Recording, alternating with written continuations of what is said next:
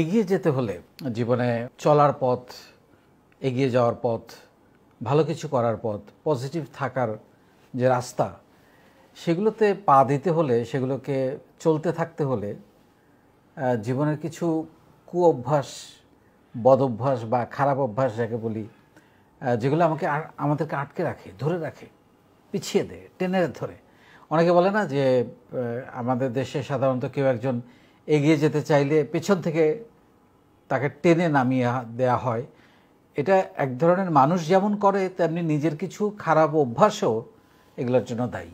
সেরকম 10টা জিনিস আপনার জীবন থেকে ডিলিট করে দেওয়ার জন্য আজকে আলোচনা করব। 10টা জিনিস আমরা জীবন থেকে এই জিনিসগুলো ডিলিট করে দেব। প্রথমেই যেটা করতে হবে সেটা হচ্ছে নো কমপ্লেন। এই অ্যাটিটিউডটা খুব গুরুত্বপূর্ণ। কোনো কমপ্লেন করা যাবে না। আপনি একজন উদ্যোক্তা, আপনি একজন লিডার, সো আপনার মধ্যে, বা আপনি একজন যেই যিনি হন, আপনি একজন ম্যানেজার হন বা আপনি একজন হিউম্যান বিং, আপনার মধ্যে কমপ্লেন অ্যাটিটিউড থাকতে হবে না। আপনার মধ্যে থাকবে সমাধানের অ্যাটিটিউড। আপনার মাথার মধ্যে যখনই কোনো একটা সমস্যা বা কোনো একটা কমপ্লেন আসবে, আপনি কারো কাছে কমপ্লেন করতে যাবেন না। আপনি সেইটার সমাধান নিজে খুঁজে বের করবেন এবং প্রয়োজনে সমাধানগুলো নিয়ে কারোর সঙ্গে আলাপ করা যেতে পারে যে আমি এরকম 2-3টা সমাধানের অপশান পেয়েছি, আপনার কাছে আর কোনো অপশান আছে কিনা। সো নো কমপ্লেন অ্যাটিটিউড, এটা হচ্ছে নাম্বার 1। নাম্বার 2 হচ্ছে তুলনা।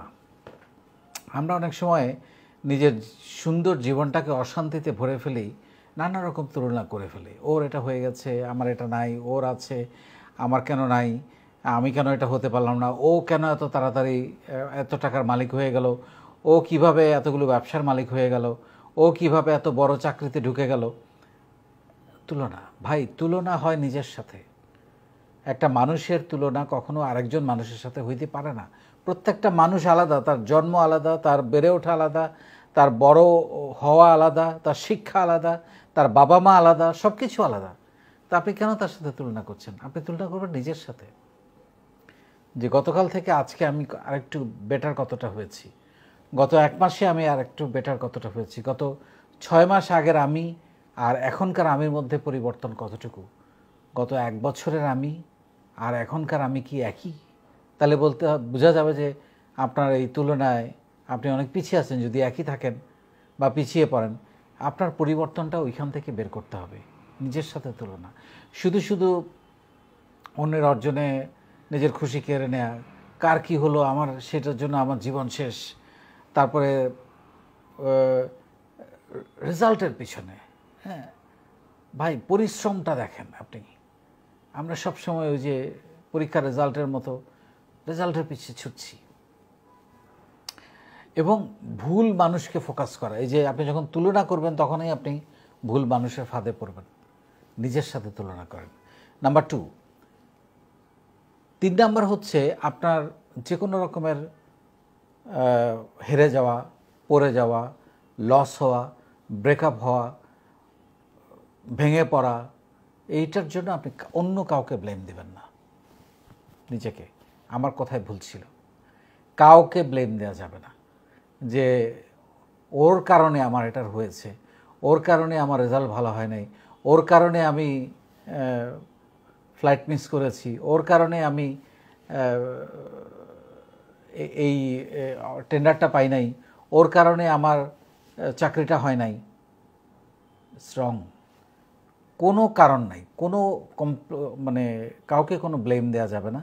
ব্লেমটা নিজেকে দিতে হবে। আমার কি কি ভুল ছিল, আমি কি কি করি নাই, আমি কি কি জায়গায় আমার স্কিলসের অভাব আছে, কোথায় কোথায় আমি পিছিয়ে আছি, সেগুলো আইডেন্টিফাই করে সেগুলো কারেকশন করতে হবে। সো নিজের কোনো অপ্রাপ্তির জন্য বা নিজের কোনো দুর্বলতার জন্য, নিজের কোনো না পাওয়ার জন্যে আরেকজনকে ব্লেম দেওয়া যাবে না। এখন আপনি যদি সফল হন, একদম উল্টাটা, 360 ডিগ্রিতে যদি বলি, আপনি ভালো করেছেন, তার ক্রেডিট আপনি সবাইকে দেন। সেই ক্রেডিট আপনি একা নিতে যান না, সবাইকে দেন যে এই সফলতার জন্য আমি সবার কাছে কৃতজ্ঞ। এবং কৃতজ্ঞ হওয়াটা খুবই গুরুত্বপূর্ণ। আপনার লাইফে কার কার অবদান আছে এগিয়ে যেতে, একটু পরামর্শ দিতে, একটু হয়তো থাকতে দিয়েছে, একটু খেতে দিয়েছে, একটু বুদ্ধি দিয়েছে, পরামর্শ দিয়েছে, মাথায় হাত বুলিয়ে দিয়েছে, পিঠে চাপড় দিয়ে বলেছে যা বাবা এগিয়ে যা, পারবি তুই, তাদের কাছে কৃতজ্ঞতা প্রকাশ করুন। সো আপনার সফলতার জন্য সবাইকে ক্রেডিট দেন, আপনার অসফলতার জন্য, বিফল হওয়ার জন্য নিজেকে দোষ দেন। 5 নাম্বার, সেটা হচ্ছে গসিপিং। ডেঞ্জারাস একটা রোগ। একবার এটার মধ্যে ঢুকে গেলে এখান থেকে বেরোয়া খুব কঠিন। এই কি মজা অন্যকে ছোট করা, নিচে নামানো, অন্যকে দোষ দেয়া, অন্যকে নিয়ে গসিপ করা, আনপ্রোডাক্টিভ, অপ্রয়োজনীয় লাইফ, এটার কোনো প্রয়োজন নাই। এইসব যারা করে প্রয়োজনে তাদের সাথে মেলামেশা বন্ধ করে দেন। গসিপিং লাইফে কোনো ভ্যালু অ্যাড করবে না নেগেটিভিটি ছাড়া। এরা নেগেটিভ মানুষ, এরা জীবনে কোনো দিন কারো ভালো চায় না, জীবনে নিজেরাও কিছু করতে পারে নাই, অন্য কেউ কিছু করুক, অন্য ভালো কিছু করুক, সেটাও তারা চায় না। সো এইখান থেকে বেরিয়ে আসতে হবে গসিপিং। 6 নাম্বার, যে কোনো কাজে মাঝখান থেকে ছেড়ে দেওয়া যাবে না, যেটা আমি সবসময় বলি ডোন্ট গিভ আপ। লেগে থাকতে হবে। লেগে থাকাটা যে কোনো কাজের, এবং লেগে থাকাটা আমি নিজের বলার মতো একটা গল্প ফাউন্ডেশনে আমার ছেলেমেয়েদেরকে এতটাই শিখিয়ে দিতে পেরেছি যে তারা শিখে গেছে কীভাবে কোনো একটা কাজের পেছনে লেগে থাকতে হয়।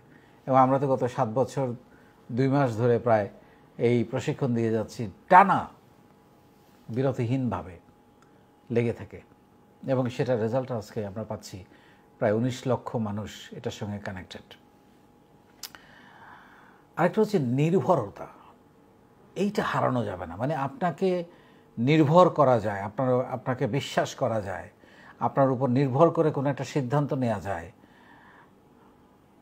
এই বিশ্বাসযোগ্যতাটা কখনো হারাবেন না। এটা ভয়ঙ্কর। এটা যদি মানে একবার নষ্ট হয়ে যায় যে এই মানুষটাকে নির্ভর করা যায় না, লাইট, ফেক, হালকা, শেষ, সব শেষ।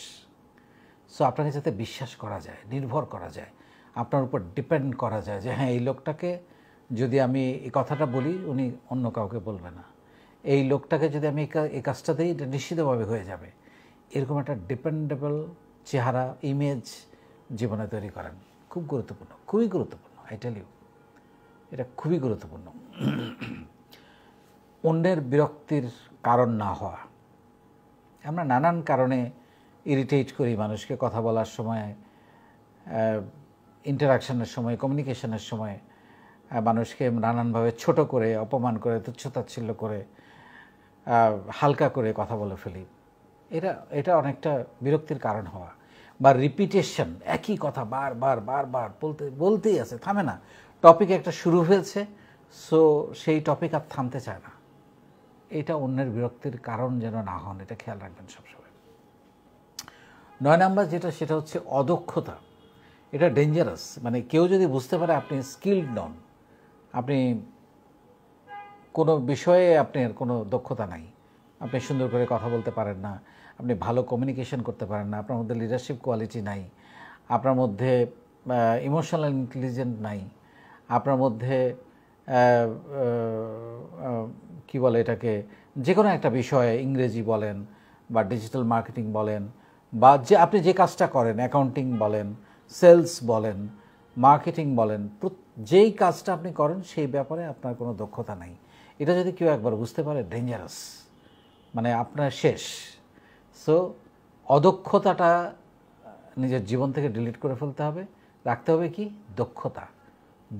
এবং আমি সবসময় এই কথাটা বলি, আপনার কত বয়স সেটা গুরুত্বপূর্ণ না, প্রতি বছর আপনাকে কিছু না কিছু শিখতে হবে। আপনি যে অবস্থানেই থাকেন না কেন, যত সফলই হন না কেন, যত উপরেই ওঠেন না কেন, আপনাকে প্রতিনিয়ত শিখতে হবে, স্কিল ডেভেলপমেন্ট করতে হবে। অ্যান্ড ফাইনালি অসততা। কেউ যদি একবার বুঝতে পারে আপনি মানুষ হিসাবে অসৎ, আপনার সঙ্গে ডিল করবে না কেউ, আপনাকে বিশ্বাস করবে না। আপনাকে সামনে হয়তো কিছু বলবে না, কিন্তু পেছন থেকে আপনাকে বাজে কথা বলবে। আপনার কত সম্পদ আছে, অসততা করে, নো ম্যাটার, হু কেয়ার্স।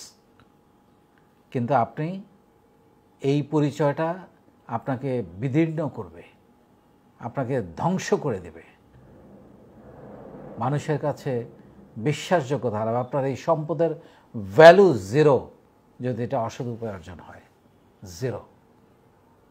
কেউ মূল্যায়ন করবে না আপনাকে, সুযোগ পেলেই আপনাকে আঘাত করবে, কটাক্ষ করবে, অপমান করবে, পদদলিত করবে। সো অসৎ পথে কোনো কিছু রোজগার করার চিন্তা নিজের জীবন থেকে ডিলিট করে ফেলতে হবে।